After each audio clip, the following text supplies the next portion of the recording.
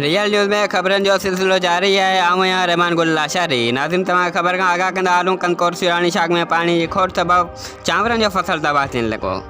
आबादकारनि real news सां ॻाल्हाईंदे चयो त पाणी जी गैरकानूनी विर्छ कई पई वञे। आपाशी अमलदार दुरागो वार सुराणी ख़िलाफ़ एहतजाज करे पिणु मुज़ाहिरो कयो आहे।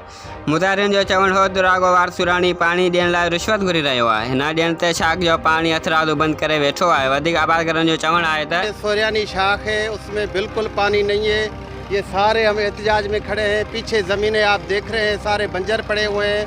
पूरा हमारा सुरानी शाख इरिगेशन का डिपार्टमेंट वारिस सुरानी के हवाले कर दिया है, जो अभी सिर्फ भत्ता ही मांग रहा है। जो इसको भत्ता दे रहा है तो उसको पानी मिल रहा है, जो इसको भत्ता नहीं दे रहा है उसको बिल्कुल पानी नहीं दे रहा है। जो वारिस सुराणी पानी जे बजाय भत्तो घुरे थो, जेको भत्तो ॾींदो पैसा ॾींदो उनखे पाणी ॾींदासीं।